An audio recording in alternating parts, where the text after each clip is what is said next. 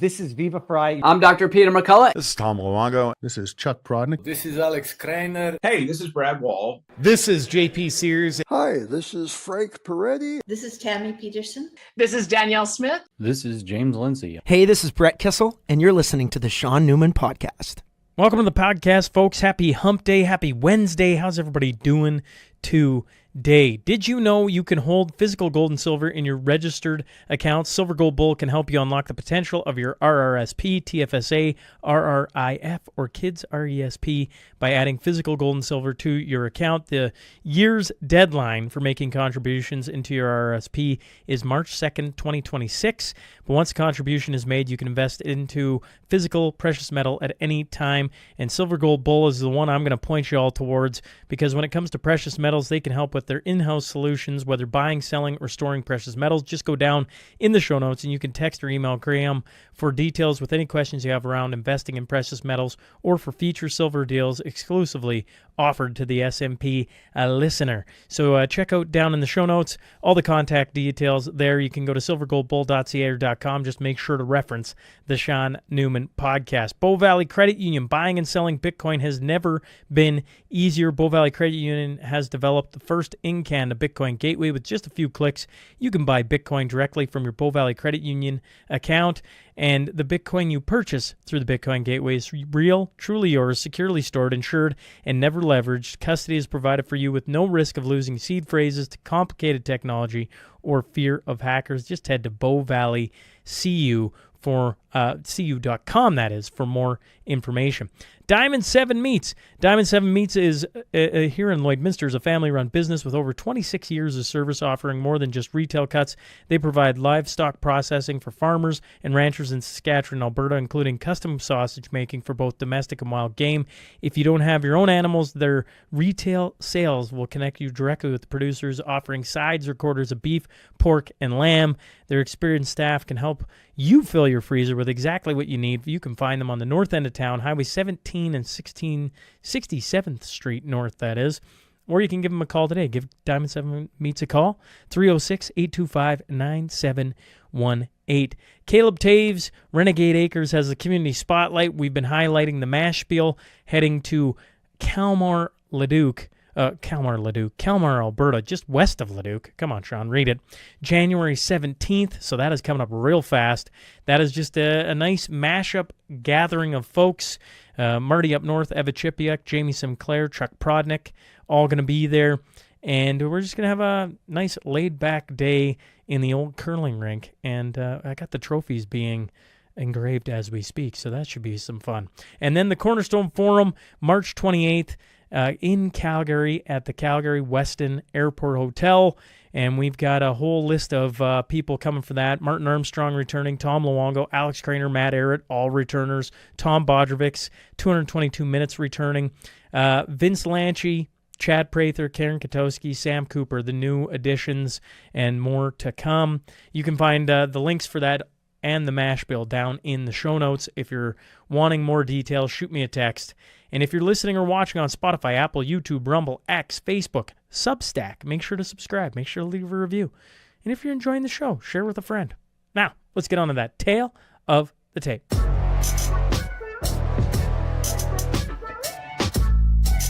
Today's guest is the president of the Saskatchewan Prosperity Project. I'm talking about Brad Williams. So buckle up. Here we go.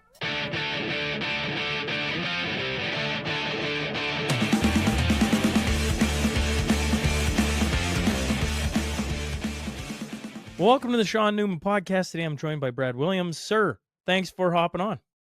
Well, thanks for having me, Shaun. Glad to be here. I'm probably like most people. They're going, Brad Williams. Well, who the heck is Brad Williams? Brad! I mean, very nice to meet you, but yeah, I see the Saskatchewan flag in the back, and obviously everybody knows a bit about my history, so that speaks highly. Two's somewhere is happy. He's giving the fist pump. But Brad, tell us a bit about yourself. Well, I'm just a regular guy, not a politician, never will be. Just a person who worked in corrections for 35 years, and knowing what we're up against here with what's happening in our country and in our province, we need to make changes, and the only way to make changes is somebody's got to get out there and start a movement to make those changes, and that's why I'm here. You're starting the discussion. I admire your boldness. Now, before we get into that discussion, you just said 35 years in corrections, correct? Correct. And was that something you said? Like, how did you get into corrections? Were you something before that, or you like stumbled into corrections? It was totally not by design. I would never aspire to be anything in policing or in corrections. Economic times were bad back in the early 90s. And I had a daughter that was born, and I had a business. I was on the road a lot, and I was coming home and holding her for an hour every night in my arms, and then having a quick sleep and then jumping back in my vehicle and going back on the road. And I thought, this is not how I want to raise my daughter. So you look around PA, there was, the pulp mill, the federal penitentiary, the provincial jail was the only 3 decent paying jobs. And I happened to get hired at one, and that's kind of how I ended up there. It was for family reasons, really. So were you at the penitentiary? At the provincial jail. At the provincial jail. Okay. So I assume that was, well, maybe I'm wrong in assuming this. I assume it was a little, maybe not, what's the word I'm looking for here? I feel like the penitentiary, maybe it's a little more, excitement is not the word I'm looking for, Brad, but that's the only one that comes to mind. I assume the jail may be a little bit more like, I don't know, day use versus long term. Am I maybe right in that presumption? Well, yes, no, Shaun. Everybody who goes to the federal penitentiary has to go through our provincial jail because of the remand system. So when they're waiting to stand trial, we keep them. So our inmates are there. Mostly the ones that are sentenced would be, shorter term. They're 2 years less a day. The environment is very different because when you're in the penitentiary system, you do have people that are doing 20 years. So that becomes their world, and it's its own subculture and its own environment.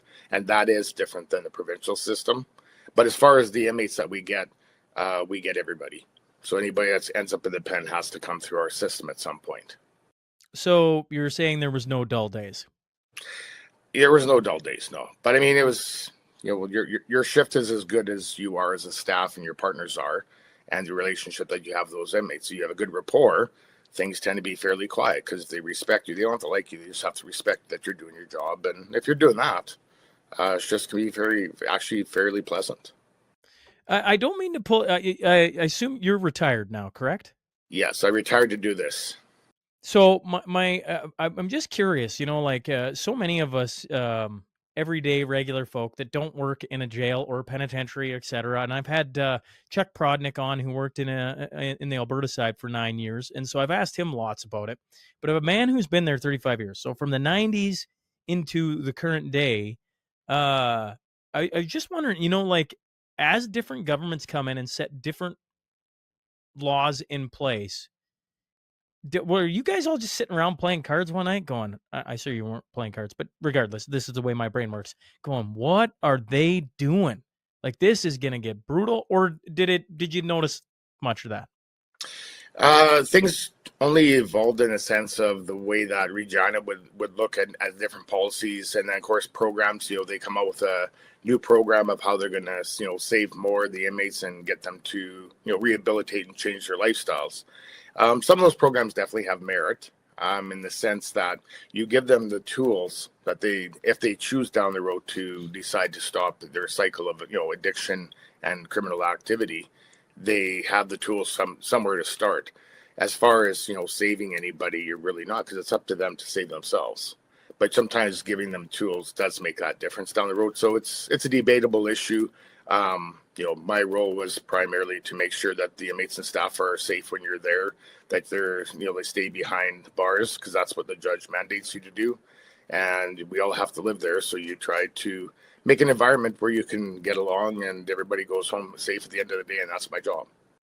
Well, forgive me. I don't mean to say that. I just look at you and I go, you're kind of a subject matter expert. And like when we talk in the oil field, it's like, they never come to the blue collar guys who are on boots on the ground and go, what would make your job better, right? What would actually help?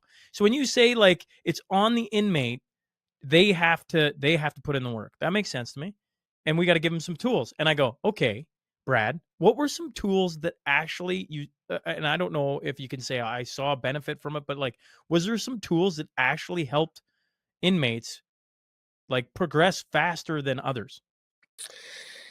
It's really just their desire. It's like that, expression. You can leave a horse to water, but you can't make them drink. I mean, the laws that we have and the sentencing that they get, there's no rhyme or reason. Inmates are often confused, because they're doing this much time for the same crime as the guy next door, and the other guy next door did, kind of worse things while he was doing that crime, and he's got less time, and it makes no sense. There's no rhyme or reason to a lot of it. Like it's confusing. It was confusing for me as a staff, so I can't imagine how an inmate felt.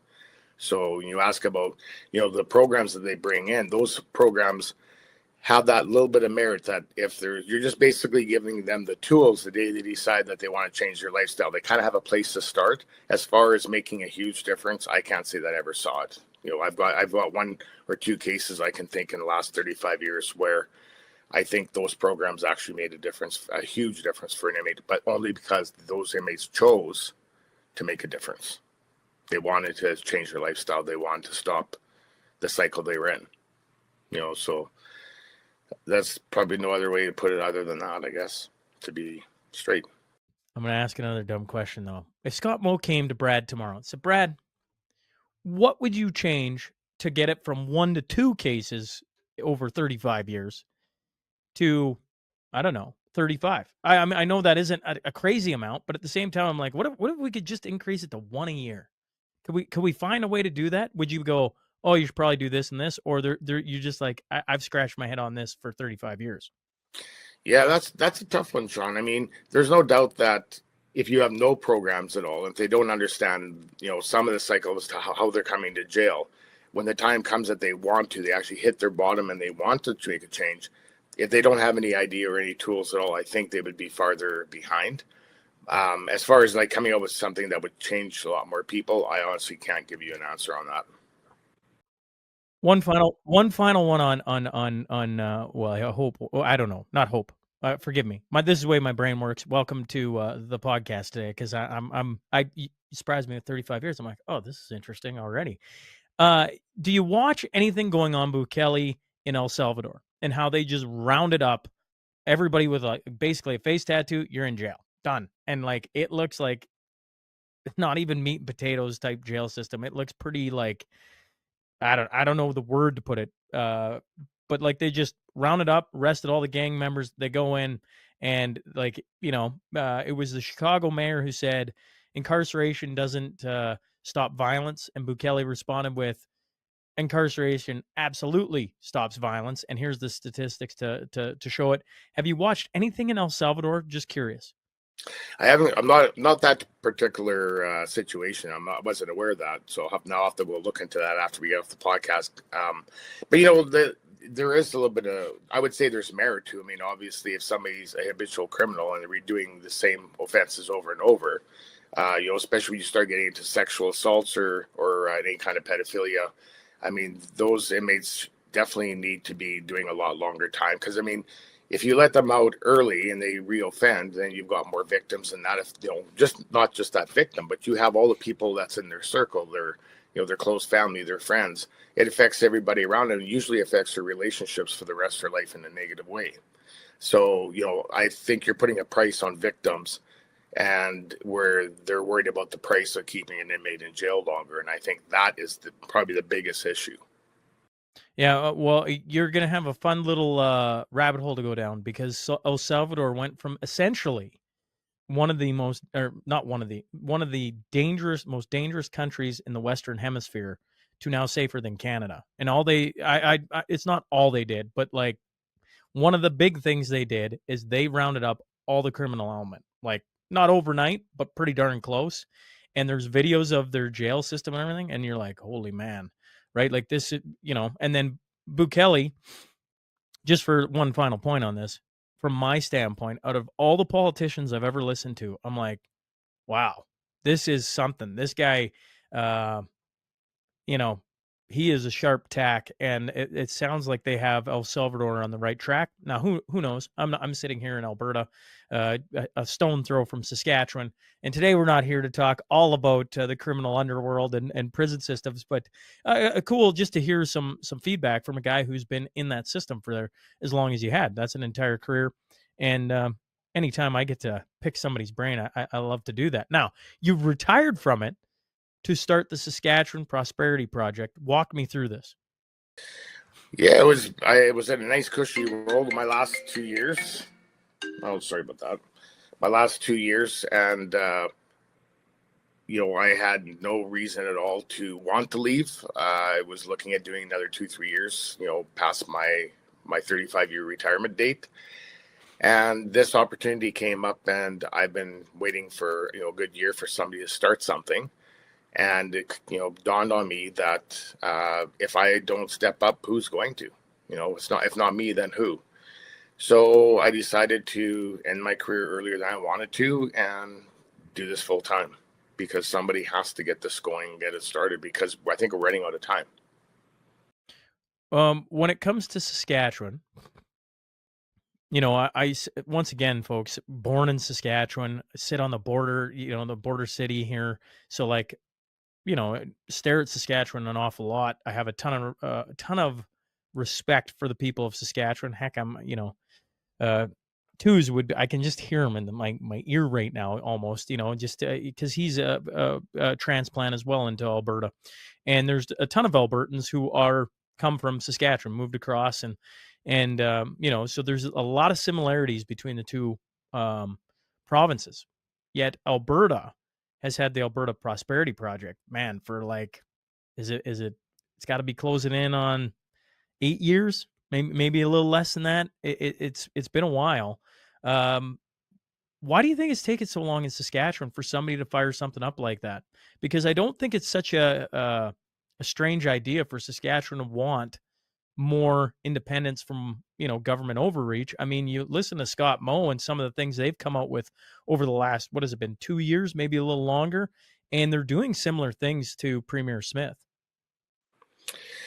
The Saskatchewan people are a little bit different than the Alberta people. I think we have, probably with the whole history of the NDP and the Tommy Douglas years, there is a little bit more of that leaning to that socialist kind of thinking. Especially in the cities, I think we have more people that are kind of on that side of the political fence. So when you want to do something like independence, a lot of people are scared. They have concerns, because it's change. They're scared of change. They have concerns, questions, just things that make them hesitant or totally against, because they think that they're doing something where we're not going to be a Canadian anymore. There's a lot of pride in being Canadian.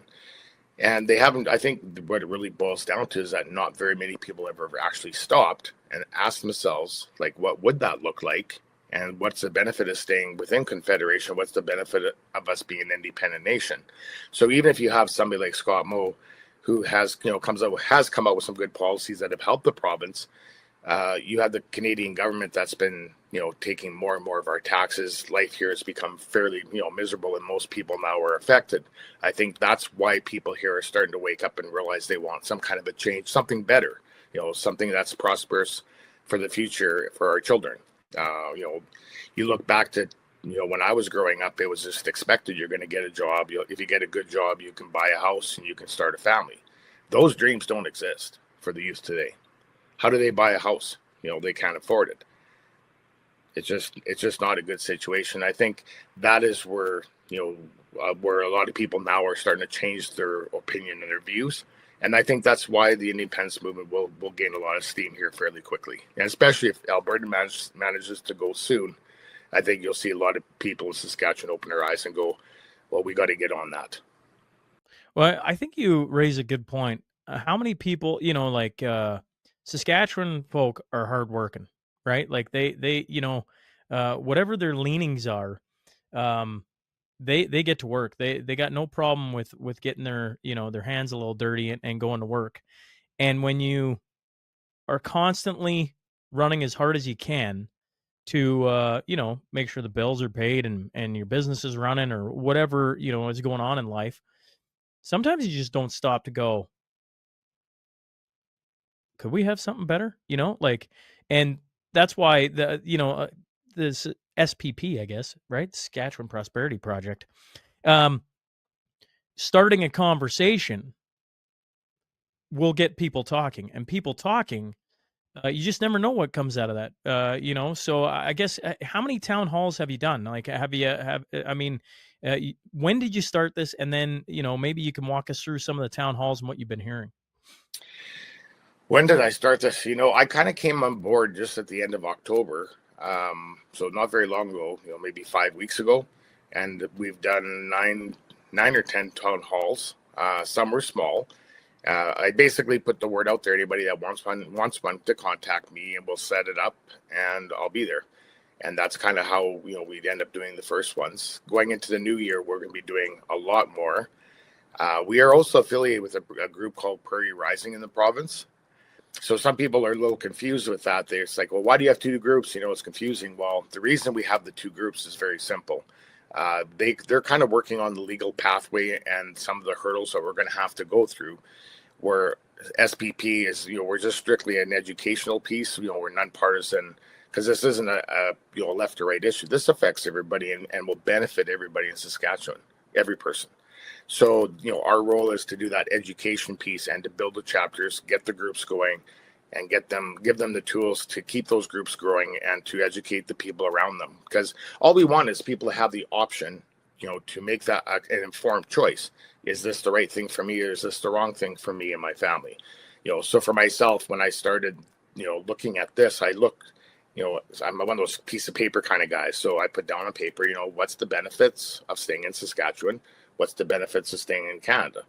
And what's the benefits of Saskatchewan, staying in Saskatchewan, Saskatchewan becoming an independent nation.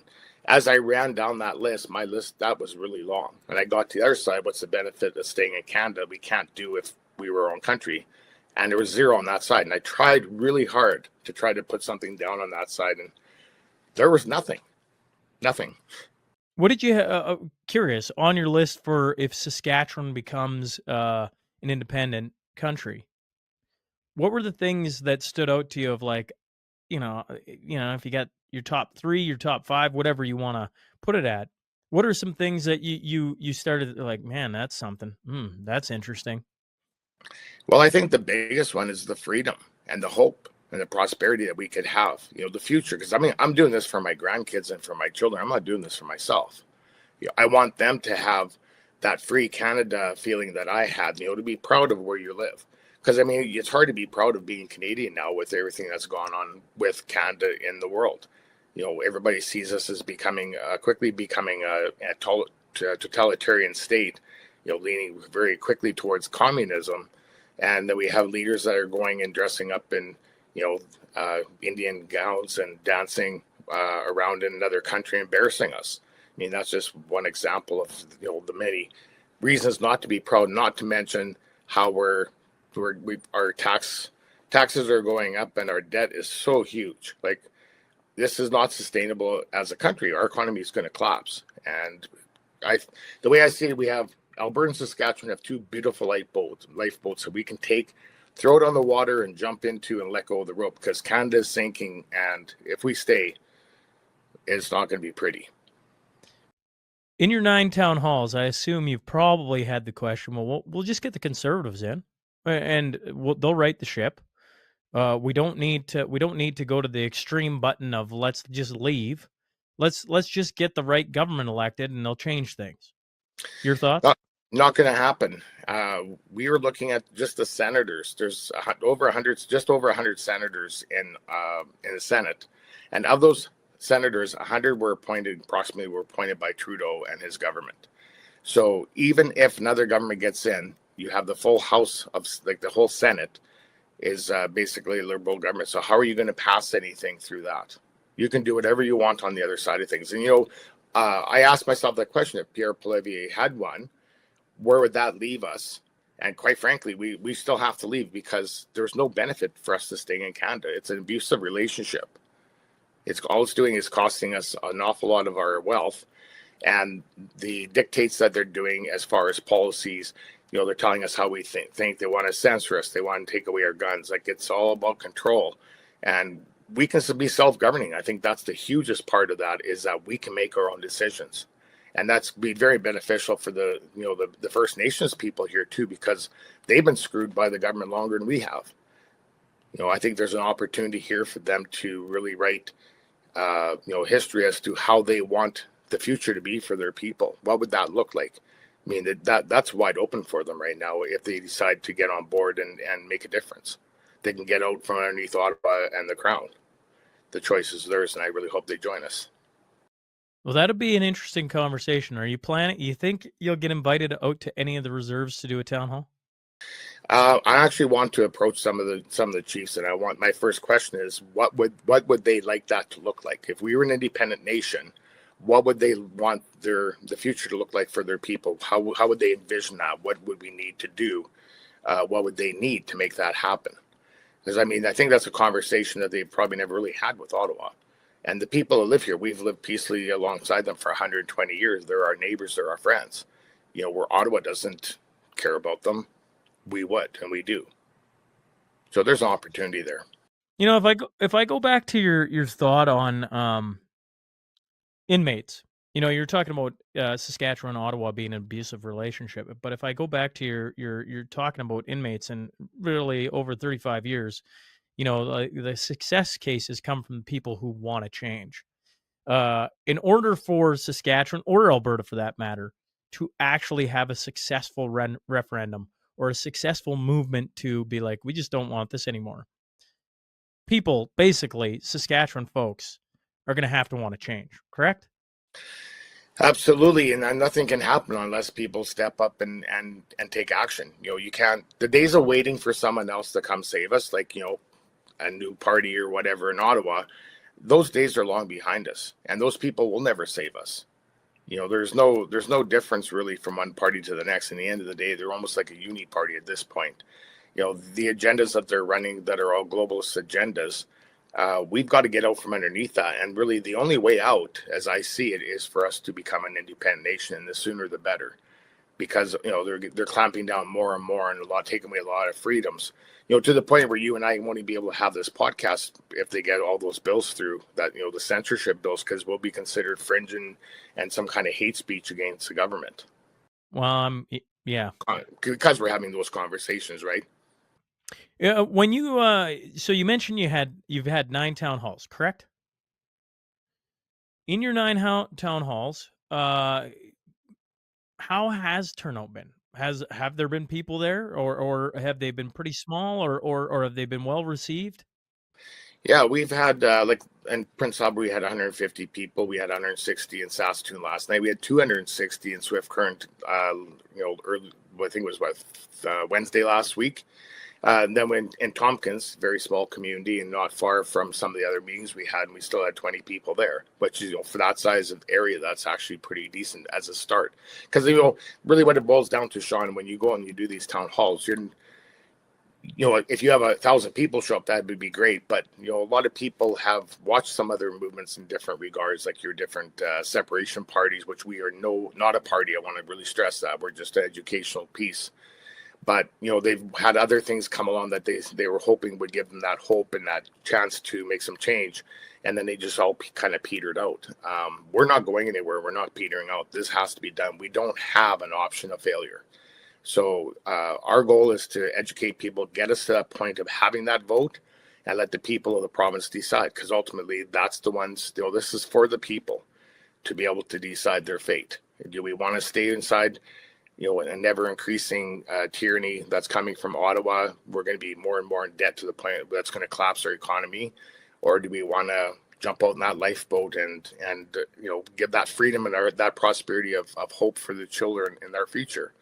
We have that option. So it's either stick to the guns and stand up and get involved, or just sit down and let the ship come over you, and you can go down with it. And I'd rather just do something and make something happen and become independent, because there's no benefit to staying in Canada. There just isn't. If I was gonna say, on any of your town halls, is it just Brad Williams speaking? Is there other people that people can expect to be there as well? That's been changing from town hall to town hall. These are thrown together pretty quick at the last minute. I wanted to get out right away, hit the ground running. So a lot of them, I've been adjusting my presentation on the fly. I've basically taken a lot of Mitch's from APNP and then kind of been slowly tweaking it. Still trying to get all our Saskatchewan figures. Like for example, I just got we thought, with the amount of money we send to Ottawa, when you want to talk about the money part. We're sending money to Ottawa, and then of course they're giving us some money back in the form of transfers, and there's always a difference. And when you have Alberta, Saskatchewan, and BC that are paying for the rest of the country, they're carrying the whole country off of our backs. I want to know what our portion was, and initially we thought it was about $4 to $8 billion. Well, now we're finding, we dig deeper, it's both more closer to 13 billion that we're giving to Ottawa that we're not getting back. So I mean, you can still. Instead of sending that money to Ottawa, you're going to send it to Regina. They'll be able to cover off your health care, your education, all those pieces out of the same money they would have normally sent anyways and gotten back. But we'll have so much more. We can do so much more with, and that includes giving more money to health care, more money to education. We can cut personal taxes.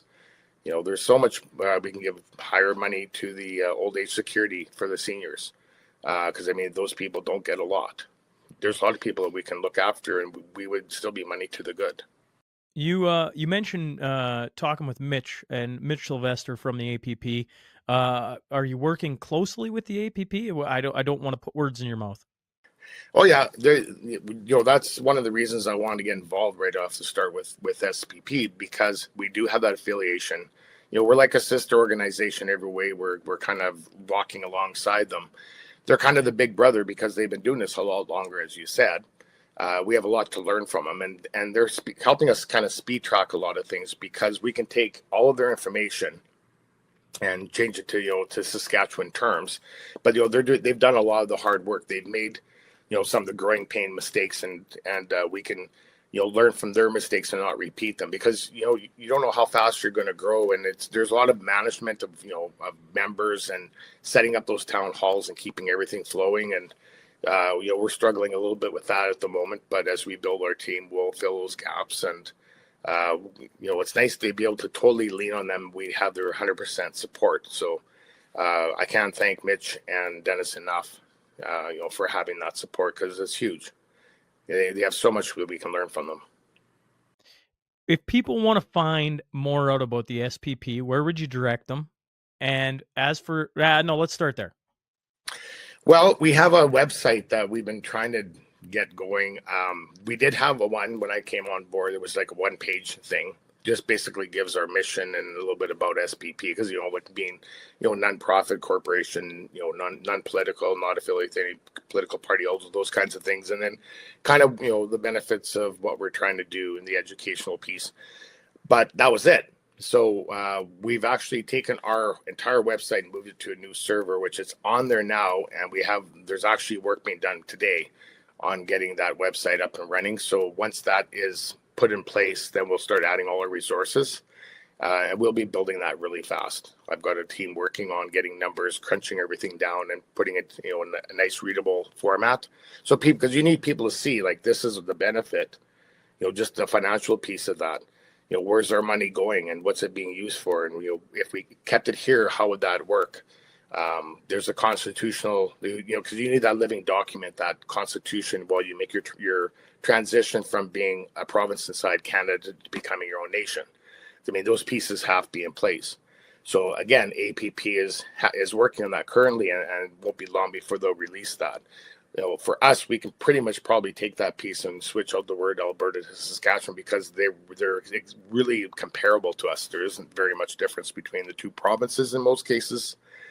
So that we can gain on that piece. And then if you go onto the Facebook, we have two things. We have a group and a page. And the difference is the group is a lot more where you can interact with other people and to talk about the different topics, where the page is kind of more where our events are posted. But all of that will be on our website, and that's really what's been holding us back to this point, is that we don't have that website where you can go in and look what's the events, why do we want to do this, and the resource pieces, right? So we're going to be on X as well. We have an account set up, just waiting for someone to step up and take that over. because we got a lot of content creation that's starting to happen. We've got some good people on board, so we're kind of we're kind of literally on the basement floor of building a house and trying to put all the pieces in place quickly, so we've got that good foundation to build off quickly. And forgive me because I can't remember if you said it or not, but the website that people should be directed to, Saskatchewan Prosperity Project. Yes, so it's skprosperityproject.ca. There we go. Okay. And if they're looking for it on Facebook, is it the same thing? If they just search out the name, they're going to find it?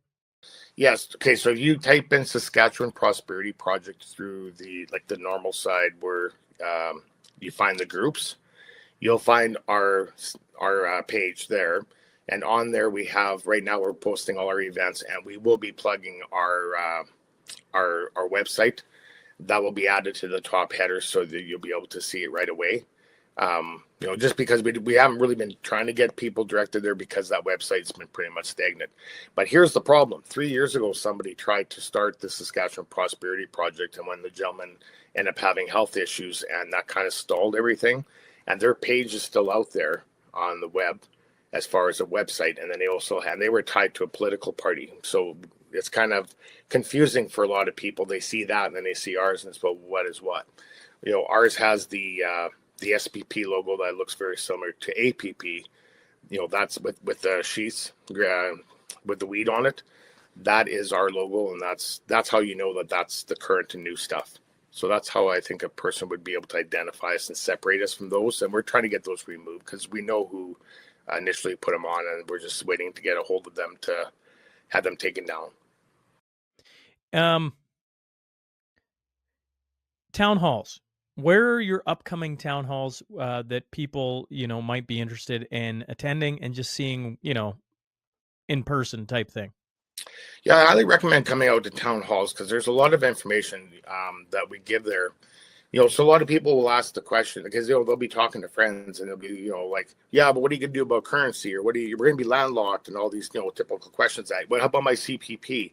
So there's a lot of those questions that we answer, and then also give information how you can actually have that conversation with someone else who may not know anything or never thought about or on the fence. So the town halls that we've done have been just the people have reached out to me, where we'll be a lot more kind of strategic in coming into January. So we're working with Prairie Rising, and we want to do some larger events with them. So I've had Chris Barber actually come to one of our events and talking Swift Current. Normally I bring him in through a Zoom. Wherever he is on the road, Chris is a wonderful guy. He'll pop in anytime. I love the guy. And, because for me right now, it's mostly me that's speaking. So if I came up in your neck of the woods, Shaun, I would invite you out to come up and say a few words, because it's nice to have other opinions, right? Like to have Corey Morgan join us. I want to do some with AP&P. We're going to have them come in and do some larger ones like in Regina and Saskatoon in January. We're looking at Moose Jaw. We have a large one being planned in Weyburn. We're looking at Yorkton. Just some of the Moose Jaw, some of the bigger areas we haven't been in yet. So there will be lots coming up, and some of the events will be much bigger events. Some will just be more low key with just myself there, and maybe Chris coming in on a Zoom. Prairie Rising is likely going to be at a lot of them as well, because we're trying to coordinate and do all those together, because they need to speak to the pathway. Where I kind of do the educational piece. This is what we're up against. Like the whole Senate thing, the lack of votes, and just our future forward and what it could look like, and some of the issues, and just cover those topics so people can do some thinking on it and make that decision, like I said, for themselves. Talking about the pathways and differences between Alberta and Saskatchewan, my understanding, and correct me if I'm wrong, it's not like Saskatchewan can have a referendum next year and boom, trigger a bunch of things. Saskatchewan is a little different in that realm, correct? Well, that's the beautiful thing, Shaun. We are the only province in the entire country that does not have a referendum choice, as far as I've been told. We are completely different than everybody else, and I really wonder why that is. Because we only had the plebiscite system. Now there's even questions if we can even trigger one of those. And that's where Prairie Rising comes in, because they're looking at that legal pathway and really what is the best way forward. Realistically, Scott Moe's government has a majority right now. They could easily put in motion the app, what's the right word, the vehicle, I guess, in which we'd be able to trigger that vote and let the Saskatchewan people decide. People forget, that we are the government. We pay the wages of everybody who works for the government. And for some reason, we always think we have to ask permission. We have to go, we have to ask for, can we, Ottawa, can we do this? Saskatchewan Party, can we do this? Courts, can we do this? Well, the reality is that if the majority of people want to change and they want to become an independent nation, why do we have to ask permission? So I mean, we obviously we want to go the legal pathway, and that's our goal.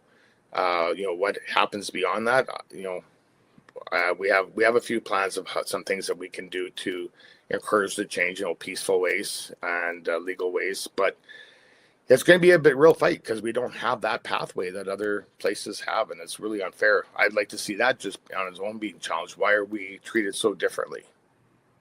Yeah, well, it's interesting to me because, I mean, you watch Alberta and some of the things that have been talked about there, an Alberta pension plan, the police force.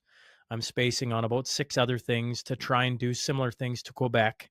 But, this year you had the citizen-led referendum, the number of people needed for that lowered, right, to make it more attainable. And yet it's still a high number. It's not like it's a small feat to get a referendum put forward. And, and you have the Alberta government talking about different things like an Alberta pension plan and raising questions of like pulling back some of really important things because, like people are concerned about those things, rightfully so. And if you had control of them, like say Quebec, all of a sudden, then you could just put those, well, no, we already have that, and we already have that, and we already have that. So when you're talking about Saskatchewan, in the beginning, you don't even have the ability right now as citizens to get a binding referendum question where if you had enough signatures and play out the Alberta model or the Quebec model, you don't have that yet. So there is a lot of work in Saskatchewan to do, but getting the conversation going is probably, the first part of that because you need the citizens to understand, oh, this is a possibility, and maybe we could push on our government to do that, and then maybe we could start to pull things back to Saskatchewan because Alberta's actively working on a whole bunch of this, and being our neighbors to the east, it's like and so much ties between the two provinces. It wouldn't shock me to see Saskatchewan go at a quite a fever pitch if Alberta ever got there. Not overnight, but at the same time, not 10 years out, if the conversation really started to pick up steam, which I think it is. I mean, everywhere I go, I more and more people are talking to me about it, which goes back to, one of the things you said at the start. It's like, you just got to sit down and ask yourself, what could life look like if we started to do things differently? And if we started to do that and everyday citizens all through Saskatchewan started to talk about it, you just never know. The population in Saskatchewan is a heck of a lot smaller than Alberta, let alone any other province pretty much in Canada. And you just wonder how quickly that conversation could spread. Well, I think you hit the nail on the head there. You don't think people have ever thought about it. I always was like up to a couple, maybe 6 months ago, I was kind of always thinking it'd be nice to have more autonomy like Quebec, where we had a little bit more control maybe over, like pension plans and some of those things. And then when I did that list up, I realized that what are we doing? There's no reason for us to stay. Like we're not at any advantage to staying. There's zero advantage. And when you look at Alberta at how long they've been working at that, I think we will have a quicker growth because there's so much talk about it in Alberta now. People are more discussing that here in Saskatchewan. I think if Alberta goes, there'll be a lot of people that will be quickly changing their tune because that is our brothers and sisters. I mean, just watch, an Edmonton or a Calgary football game. There's a sea of green there. A lot of our people have emigrated and did that migration to the west. So a lot of people here in Saskatchewan have relatives in Alberta and friends, just as people in Alberta have friends and relatives in Saskatchewan. So we're very, very similar. If you look at us culturally and value-wise, from the east to the west, I would say that Alberta and Saskatchewan are very, very close. We've built our provinces off that sweat off the backs of the people that came and settled here. They built up the farms, they built up the industry. So yeah, there's a lot of similarities. Well, when you talk about the Freedom Convoy, you bring up Chris Barber, and then and maybe people would bring up Tamara Leach. Regardless, I just look at where are they from? Where do they live? It's Alberta, Saskatchewan, folks, right? And you go, well, I mean, it's just getting the conversation going. Before I let you out of here, is there anything else you want people from Saskatchewan specifically to know about, whether it's town halls or just anything going on with the SPP that you think would be relevant for them to know about? Well, I would say start with our, Saskatchewan Prosperity website, the SK Prosperity Project.ca. It'll be opening up and launching here very soon, within a couple of days. Watch the information on there. Get involved. Come out to the town halls, have the discussion, because it's not an argument. It's not any kind of a big, huge debate. It's more of a discussion. Just what are the benefits? And I think you'll see when you stop and think about it. We'll present a lot of points. When you stop and think about it, it will be very beneficial. We'll have lots of different platforms, up and running real strong here, like X's when we're looking at Discord. We have a Discord account already. So there's lots of, and then we're going to have lots of TikTok creations too for the younger generation, because we need to reach those people, because this is really going to affect them. So that was kind of the main thing, is just know that we're going to be out there. You want a town hall, call me, get a hold of me. I'm easy to reach on the website. I have a cell number. They can text me or call me on 306-939-7770. Call me anytime. I'm available. Can't say that when we get really busy that I will be always, but definitely right now I'm definitely accessible and always willing to talk and get these town halls set up. And we want to come to every community. We want everybody to sit down and have the conversation. Every little hamlet with their little small hall. The SPP, I just chuckle about Saskatchewan. I can't wait to hear some of the towns that you're going to be doing town halls in. I love you, Saskatchewan. I'm from a hamlet of a tiny, nobody knows, right? And so I love, one of the things I love about Saskatchewan is, where are you from? Then they say their name, and you're like, and then they're like, it's by here. And so I look forward to, when we did our mashup tour of Saskatchewan, we went to some pretty small facilities and great people everywhere we went. Either way, I look forward to seeing what comes of the SPP, and appreciate you hopping on today, Brad, and giving some time today. Yeah, I'll give you one more quick story. So Raymore, when we did the one there in the small community of Raymore, was out in somebody's house out in the country. So this lady was willing to welcome 70 people into her home. She had chili made for them before the meeting. And, we had a really nice bunch of people. Everybody, you go into these small communities, Tompkins is I think a population of 160, and we had, 20 of the locals. More would have shown up from outside, but we had freezing rain that night. But that's Saskatchewan. I mean, you would not go to New York and see somebody welcome 70 strangers into their house, right? I don't think so, but I can't speak for New Yorkers. So maybe somebody from New York can text me and say, actually, but certainly in Saskatchewan, yeah, that. I'm like, man, I bet you it was good chili too. It was very good. And, just wonderful people. Everybody's, hardworking, and our values all line, right? We're Saskatchewanians, so I'm proud of it. Brad, thanks for hopping on. Thanks for having me, Shaun. Anytime.